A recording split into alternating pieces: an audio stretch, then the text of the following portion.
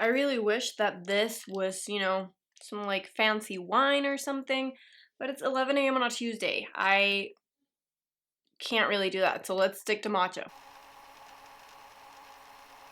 Hello everybody, welcome back to Making It Up. Today I bring you another tag video. I was actually tagged for this one, so Sarah Novio here on YouTube tagged me. I am very happy. As you know from the title, today I am filming the Truthful YouTuber tag. I think it's really fun. It's a fun way to learn about people and, you know, what kind of YouTubers they are. And, you know, it's a perfect time to spill some tea, which I never really do. I hardly ever do videos like this one, but I just thought this one was gonna be fun. I'm gonna be tagging a few people as well, so check the description box because I'm gonna be tagging them there. Other than that, I think this doesn't really need an introduction. Let's get to the truth telling. The first one is, have you ever received a product, tried it, didn't like it, and decided not to review it? I have very few times. I don't really receive a lot of product. Nobody really just wants to gift me shit for free all the time. But yeah, there have been a few instances when I've said like, what? No. I don't like this. I'm not even gonna waste my time to talk about it. Mostly it has happened with a few skincare products here and there. And then also there was this one time they sent me like magnetic lashes. The ones that you like put here and then you put the other lash here, and I literally just stabbed my eye. That's exactly how those feel. So I just decided to never really talk about them because they didn't work for me. And you know, I just didn't want to give them a space in my channel. Next question is, do you use products that you don't show online? Yeah, very rarely. I have two right here that I never show online for whatever reason. This is a Too Cool for School After School Healthy Skin BB Foundation Lunchbox SPF 37 PA++. I got this when I was in Korea, but it's just like a little spatula thing with the BB cream. You know what? It doesn't look like it's gonna work, but it makes my skin look really nice and I like to use it a lot. It also comes with these things that I just never use, and I don't know, I never mentioned this, but I use it. And also my Pixie by Petra Lash Lift 188. I don't love this, but I'm trying to use it up. I've featured it a few times, but I don't really talk about it. Next question is, do you delete comments? If so, why? I don't really get a lot of mean comments or a lot of hate, honestly, and I don't know how I would respond to that because I don't really get it, but I do delete spam, like really, really annoying spam and creepy men. I like to delete that because I don't like to look at it whenever I'm looking at like my stats and stuff. I don't like the reminder that there are creepy men out there in the world, so I just delete them because why not? I think we all should. Okay, do you block people? No, I don't really block people. I've never had to block anyone on here because I've never had a reason to. Nobody has ever, you know, sent me like excruciating hate on videos or, you know, the creepy people. I just delete their comments. I've never had to block anyone on here. I have had to block a few people on Instagram just because there are a few people that have reached out that are, again, mostly creepy men or just spam. But for on here, I've never had to block anyone ever. Have you ever lied about a product to stay on good terms with a with a brand? No, I never have. I don't think I ever will. I am pretty honest with my reviews whenever I do them, and I think it's you can tell when people are lying. That's what I feel like in my experience, and I don't ever want to do that. I also don't think that I bash products. I always talk about why things don't work for me whenever I review products poorly. I've never felt the need to do it. I've always felt that transparency is the best policy. Have you ever liked a product, changed your mind later on, and didn't update your audience? Probably have. I don't remember. It's probably been quite a few products. Nothing that I can deliberately think about right now. It's probably happened with products that I just used to love before and now I just don't love all the time. And I think that's what's happened for the most part. It's not like, ooh, I don't like this anymore, but I'm not gonna tell anyone kind of thing. Who is an influencer you don't trust? There are quite a few. I don't trust a lot of people that don't have the same skin type as I do because obviously they like different things and they're not gonna work for my skin. But there are quite a few people. I used to be super into like the big makeup people here on YouTube. I love Nikki Tutorials. I still love her, but it's just her brand has like gone. You know, her brand isn't me anymore. I used to love Desi Perkins. I loved Manny MUA at a point in my life, and I just don't trust them anymore. We're just not on the same page. I basically like to stick to smaller YouTubers, more of like a niche YouTuber, if that's a thing. So it's not so much that I don't trust them, it's I don't agree with their whole outlook on makeup and like the brands they talk about and stuff. Who is an influencer you trust the most? So there are so many of those. As I was saying, I like to stick to smaller YouTubers now. And by smaller, I don't mean like, you know, super micro influencers. I mean like they don't have millions of followers, but they are pretty well known, obviously. Some of them are very well known, but for the most part, I just trust people who are kind of low-key.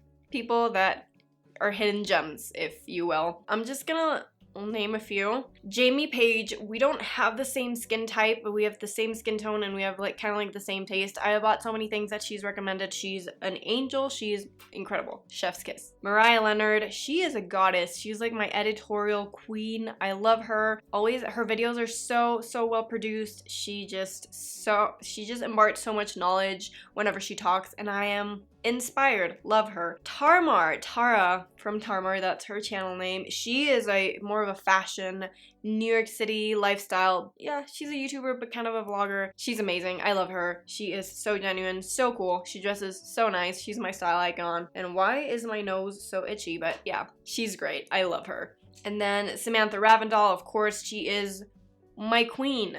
Truly, she's amazing. Love her. Love watching her videos. I trust her with my life. Another YouTuber that's kind of more of like lifestyle-y, she's also really big, is Claudia Slutsky. She's really cool, and I've followed her for a long time, and I've loved watching her grow. I love her, and I trust her. I'm sure there are so many more people, but these are the ones that kind of stick out right now. Do you have secret tips or a product application you don't show on camera? I don't think so. Like, why wouldn't I show what I do on camera? I always do. I feel like it's more things that I do subconsciously sometimes, like kind of cleaning my wing with my finger and stuff, but for the most part, you guys see that because I do it on the video. I just don't really explain it, but I don't think there's something that I do that I don't show.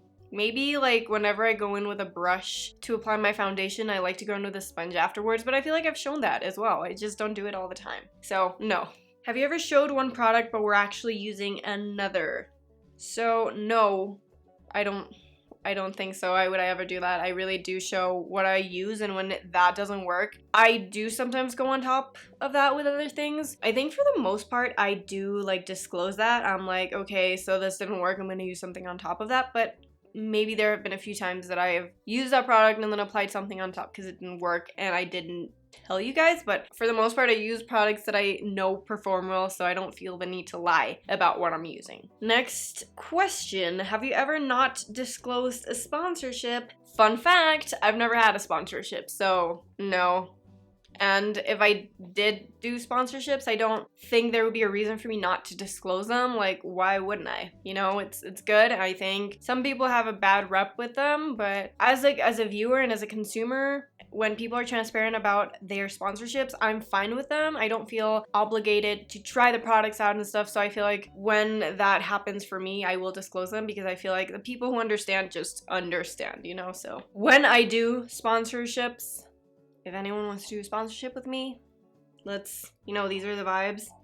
When I do them, I will disclose them. I will never feel the need not to. Next question. Have you ever had a bad interaction with a brand? Okay, this is kind of a fun story, and it kind of follows up with the sponsorship thing that I was just talking about a few minutes ago. Recently, this is very recently, like in the last month or so, there was this brand that contacted me via email. They're kind of like an indie brand, and they wanted to work with me and have me try their products and do videos and stuff and pay me. So they were like, hey, this is our brand, we love what you do. I checked their site out, checked their products out, very legit. So I was like, oh, this is very interesting. So I answered, I was like, hey, yeah, I would love to work with you. And then they asked me to send them my rate card, which is basically like my prices and stuff. And I sent it to them. You know, we discussed it. We were talking about things. We were negotiating and stuff. And then at some point, they stopped answering me. They freaking ghosted me. And I was like, wait, what? So they sent me an email. The last email they sent me, I answered it like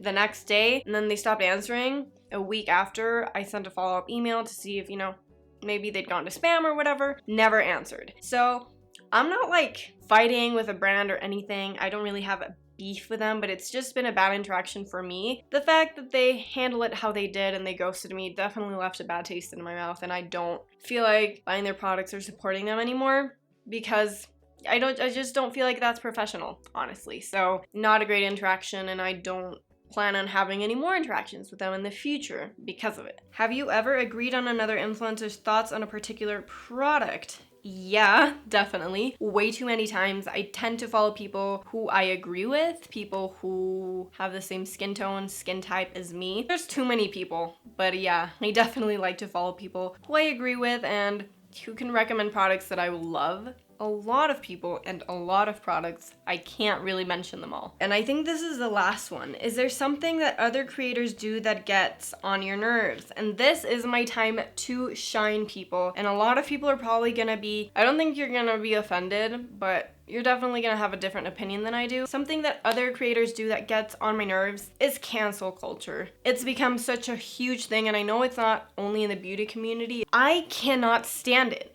I understand that there are things you will not agree with that brands do, or, you know, tactics that people, other influencers do as well, kind of like this whole Susan Yara thing. I understand that and I get it. But for people to just come out and be like, hey, I don't support this brand, you shouldn't either, let's just cancel them right away. It doesn't really, like, it's one thing. And I think it's very important to look at the whole picture, because most of the times we're just looking at one side of the picture. The sun really left me here. Wow, thank you. But anyways, most of the time we're looking at one side of the story, and there's, you know, the story is like a full circle. We can't just look at half of it. It's really important to be informed before making a decision. I'm not saying like, wow, you shouldn't cancel anyone. All I'm saying is people need to think before they act, post things online, instead of just being like, oh, I saw this thing happened with this brand and somebody was talking about it on their story, let's cancel them. Never buy anything from them again. I hate them, let's bash them. And I know a lot of people don't bash them, and I know a lot of people have like really good intentions when doing that. They want to inform their followers.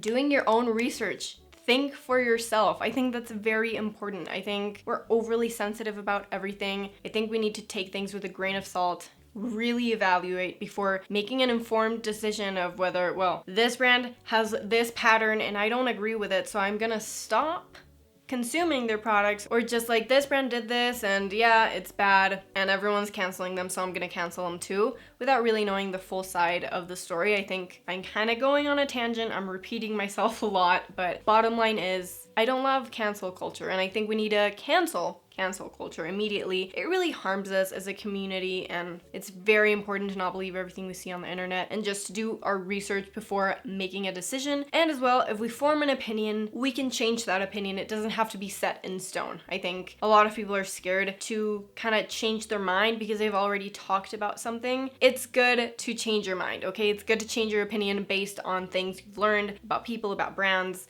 and we need to not be hypersensitive about everything. I think that's something that influencers do that really gets on my nerves. Those are all the questions. I loved just talking about shit for a long time. It's my passion. Truly, I love talking. And I hope this was entertaining. I hope you learned a little bit more about me and what I do in the beauty community space. Thank you again to Sarah for tagging me. I'm gonna leave her video and her channel down below. And again, I'm gonna leave the people that I tagged down below as well. Thank you so much for watching. As always, like if you enjoyed, subscribe if you're into super easy and real beauty content, and I will see you guys in the next one. Got really dark, so I'm leaving. Bye. Mwah.